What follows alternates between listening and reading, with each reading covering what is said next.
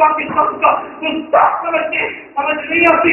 آئین کی توہین کرنے والا, توہین عدالت کرنے والا ابھی تک گھر میں بنا ہوا ہے. ہمارا مختصر کا مطالبہ یہ جس میں جلدی ہو سکے اس گورنر کو اس وجہ سے برطرف ہونا چاہیے یا نہیں ہونا چاہیے؟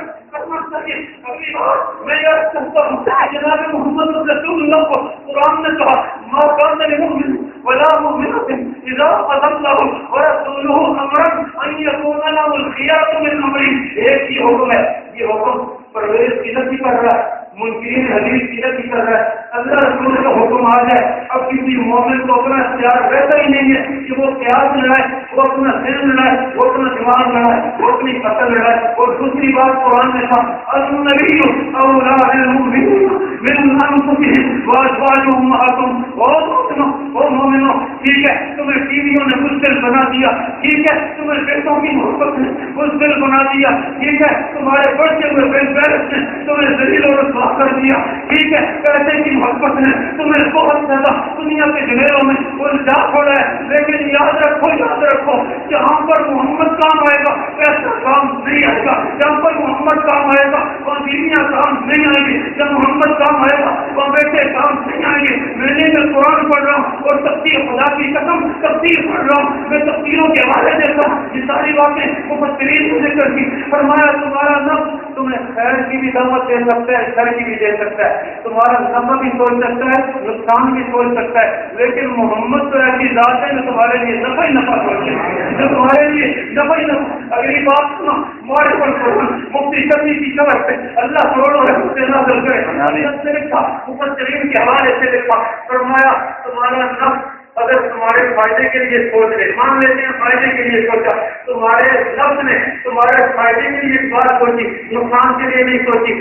لیکن اس فائدے کی سوچی ہوئی بات کے صحیح یا غلط ہونے کے دونوں پہلو موجود ہیں. دونوں پہلو موجود ہیں کہ میرے نفس نے مجھے کہا مکان بن جائے تیرا فائدہ ہے, ہو سکتا ہے فائدہ, ہو سکتا ہے نقصان ہو. اگر بینک بیلنس بڑھ جائے تیرا فائدہ ہے, ہو سکتا ہے فائدہ, ہو سکتا ہے نقصان ہو. میرے والد نے سوچا, میرے بھائی نے سوچا, میری ماں نے سوچا, میرے دوست نے سوچا, میرے مرید نے, میرے پیر نے سوچا, میرے شاگرد نے, میرے استاد نے سوچا. یہ چیز میرے لیے مفید ہے. اس کی مفید ہونے اور نہ ہونے میں دونوں چیزیں موجود ہیں. لیکن نبی نے ایک بات سوچ لی, یہ میرے لیے مفید ہے. مفسرین کہتے ہیں وہ بات فائدے سے قسم خالی نہیں ہے اور نقصان کا شائبہ بھی نہیں ہے, نقصان کا شائبہ بھی نہیں ہے. نبی نے کہہ دیا یہ میرے لیے فائدہ ہے, یہ میرے لیے مفید ہے. اب اس چیز میں نقصان کا اندیشہ رکھنے والا ایمان سے خارج ہوتا ہے. نقصان کا اندیشہ رکھنے والا نبی علیہ السلام کا سچا مطلب نہیں ہوتا. اچھا جب یہ ہو گیا, اب حضور علیہ السلام نے فیصلہ کر دیا. حضور کی زندگی وقت ٹھیک ہے زیادہ ہو رہا ہے, لیکن میں 3-4 مثالیں دیے بغیر آج نہیں جاؤں گا. اس لیے کہ ٹی وی پہ آتا ہے ایک طرف گاندھی کو بلا لیا جاتا ہے, دوسری طرف دوسرے کو. میں نے ساتھیوں سے ایک بات کہی, میں نے کہا کچھ ہمیں بھی تجربہ ہو گیا ہے, کچھ بات تو کیا کروں, بات ہو رہی ہو تو خاموشی سے رکھ سکے. جس وقت آج کل میڈیا کا انداز یہ ہے, ایک طرف جس کو راضی کرنا ہوتا ہے, جس کی ترجیح دینا ہوتی ہے, ایک دن پہلے اطلاع کی فلاں بندہ آ جائے, اس کو موضوع بتایا اور موضوع بتا کے کہا کہ اس موضوع پہ ڈیبیٹ ہوگا, اس موضوع کے تبادلہ خیال ہوگا, اس موضوع کے تقاریر ہوں گی, تم نے تیاری کر دیا ہے. جس موضوع کو انہوں نے پیچھے چھوڑنا ہوتا ہے, مرجوع کرنا ہوتا ہے, تردید کرنا ہوتی ہے, اس کے بندے کو فوراً حکم کرتے ہیں آ جاؤ, پہلے تیاری کا موقع نہیں دیتے.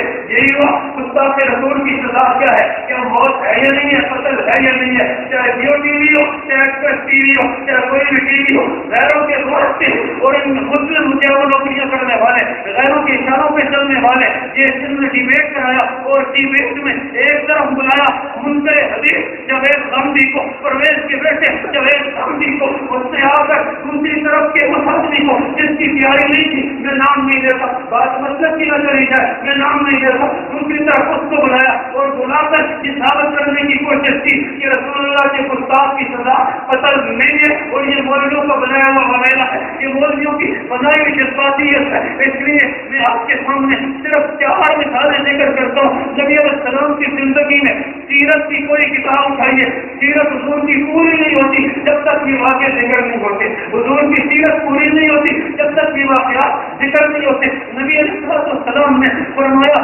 آج حضور بدر کے لیے بھی ہیں اور بدر میں جانے سے پہلے بھی ایک عورت حضور کی توہین کرنے ہے اور بدل میں یہ پیچھے بھی اس نے مجمع لگایا، حضور کو گالیاں دی، حضور علیہ السلام کے لیے اشعار کہے، حضور کی توہین کے اشعار کہے۔ ادھر ایک نابینا صحابی ہے، ابو بصیر اس کا نام ہے، ابو بصیر اس کا نام ہے۔ خدایا ان صحابہ سے مرد مٹنے کو دل کرتا ہے جو اندر سے بھی کھڑے تھے، باہر سے بھی کھڑے تھے۔ صحابی جس وقت حضور بدر کے لیے گئے، صحابی نے نظر مانی، اگر حضور بدر سے خیر و عافیت سے واپس آ گئے تو میں حضور کی عافیت، حضور کی خیر کے نذرانے کے طور پر حضور کی گستاخی کرنے والی اس عورت کو ختم کروں گا۔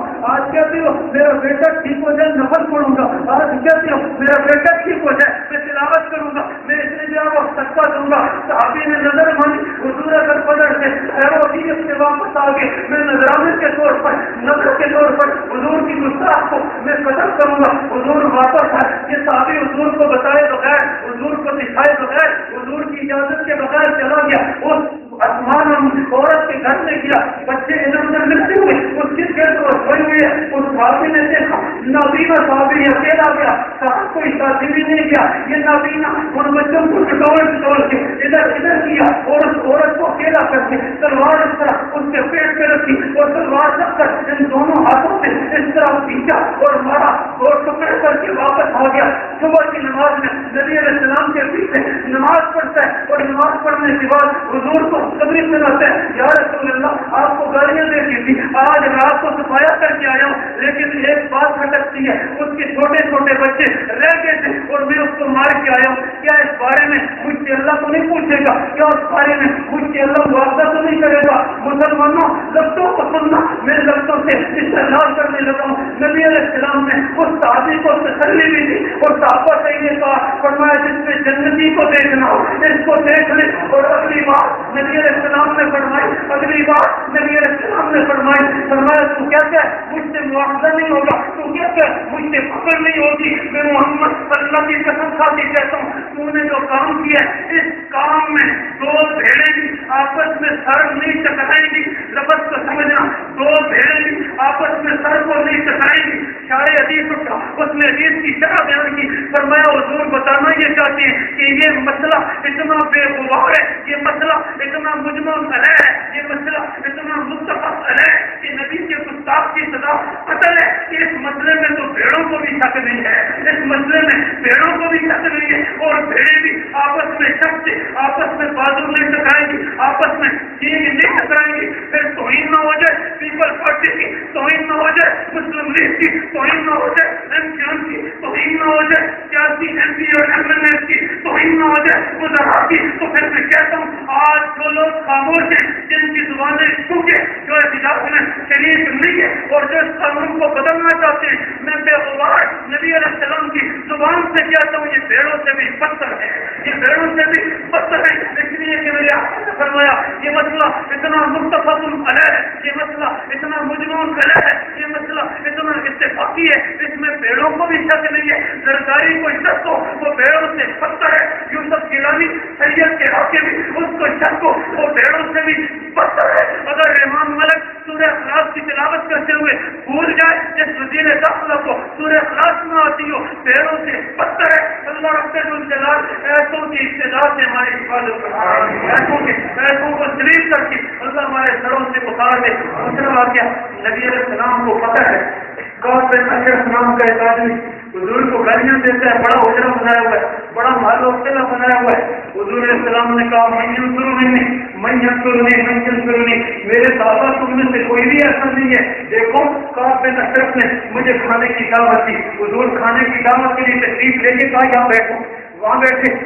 ادھر ارادہ کیا چند نوجوانوں کو کہ چکی کا پارٹ اوپر سے گرا اور محمد کا صفایا کر دو۔ ادھر سے حضور علیہ السلام بیٹھے انہیں سننا آ رہا ہے، ادھر سے جبریل آ گیا، فرمایا ایسا جلدی اٹھ کے یہاں سے۔ جبریل کے ذریعے حضور کو اٹھایا گیا اور جا کر اطلاع دی گئی یہ لوگ آپ کو قتل کرنا چاہتے ہیں۔ حضور پہلے بھی تو جانتے تھے گالیاں دیتا ہے، لیکن آج اس کی ضلالت کی انتہا ہو گئی تو نبی علیہ السلام واپس آئے، فرمایا کون اس کا صفایا کرے گا اور کون میری اور اللہ کی مدد کرے گا؟ اللہ رسول کی مدد کرنے کے لیے کون تیار ہے؟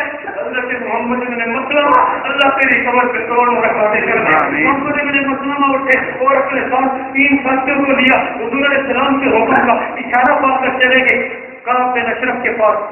کہا حضور سے کہنے لگے یا رسول اللہ میں قتل تو کروں گا, مجھے تھوڑا بہت 20 کی اجازت دے دیجیے, کچھ اس کو گاؤں میں لانے کے لیے بات تو کرنا پڑے گی نا. حضور نے کہا جو بھی کرو اللہ کر دے گا, جاؤ کر لو. اور مقابلے نصرت کے پاس جا کر کہا یہ محمد نے ہمیں تنگ کر چھوڑا ہے, محمد نے ہمیں تنگ کر چھوڑا ہے, روزانہ کہتے ہیں صدقہ دو, روزانہ کہتے ہیں یاد کے لیے صدقہ دو, روزانہ کہتے ہیں پیسے دیں گے, ہم تو تنگ آ گئی. کعب بن اشرف مسکرایا, اس نے کہا ابھی اور تنگ ہو گیا, ہم پہلے کہتے تھے نا ابھی تو تمہارے بال بچے بھی بیچے گا, تمہارے مکان اور زمینیں بھی بیچے گا, سب کچھ کھایا کرے گا. اس نے کہا اب ہم جدا ہوں گے, لیکن جو چل رہی ہیں دیکھتے ہیں ذرا کچھ دنوں کے بعد جدا ہوتی ہے, لیکن یہ کرو ہمیں کچھ دنوں کے لیے غلہ کھانا پینا چاہیے, بچے بھوکے مر رہے ہیں. غلہ تو کہنے لگا غلہ میں ویسے نہیں دیا کرتا, قرضہ ویسے نہیں دیا کرتا, کچھ رہن میرے پاس رکھو, گروی رکھو.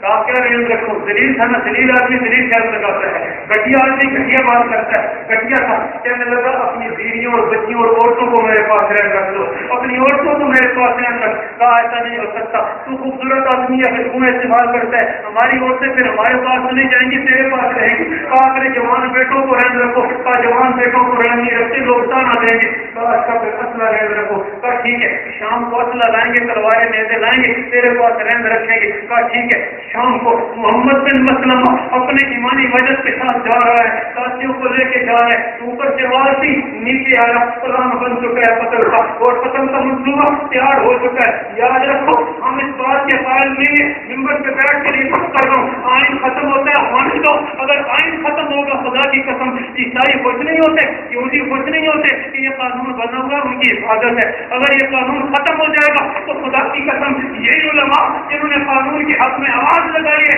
یہ فتوا دیں گے کہ گلی کوچے میں اس آدمی کو قتل کرنا جائز ہوگا جو نبی کی توہین کرے گا, گلی کوچے میں اس کا پکڑانا جائز ہوگا جو نبی کی توہین کرے گا. حضور علیہ السلام کو یہ صحابی ایمانی وجہ میں گیا اور جا کر بلایا دیجیے. بیوی نے کہا کہاں جا رہے ہو؟ کہا میرا بھائی آیا ہوا ہے, اپنا ساتھی ہے, اس کے پاس جا رہا ہوں. کہا مجھے اس آواز سے خون ٹپکتا ہوا نظر آتا ہے, اس آواز سے خون ٹپکتا ہوا نظر آتا ہے. نیچے آیا, محمد ابن مسلمہ نے اپنے بنائے ہوئے کلام کے مطابق کہا بڑی اچھی خوشبو لگائی ہے, ذرا سونگنے لوگے. خوش ہوا, اصل میں آیا, کہا سونگ لو. چاروں کا سن لو اس کے سر کو. پھر حضرت محمد ابن مسلمہ نے کہا مجھے خوشبو اچھی لگی ہے, ایک دفعہ پھر سونگنے لو. کہا سونگ لو. سر نیچے کیا, سروں میں خوشبودار تیل ہوا کرتا تھا, یہ سننے کے لیے بالوں کو مضبوطی سے پکڑ لیا. جب بالوں کو مضبوطی سے پکڑا, کلام پہلے پیار تھا, ساتھی کو اشارہ دیا, اس نے رب سے تلوار ماری, سر سے جدا کر دیا, سر سے جدا کر دیا. نبی علیہ السلام کے پاس گئے, حضور نے ڈھونڈا تھا. یار ہر واقعے پر حضور کا ڈھونڈا ملتا ہے, ہر واقعے پہ حضور کا قول ملتا ہے. نبی علیہ السلام نے جب یہ دیکھا تو افلاحت الوجوہ, یہ مقام پہ نشرف کو قتل کر کے آنے والے یہ سارے کے سارے چہرے کامیاب ہو گئے, یہ سارے کے سارے کامیاب ہو گئے. میں تیسری مثال اختصار سے سناتا ہوں. تیسرا آدمی حضور کی زندگی میں جو بدل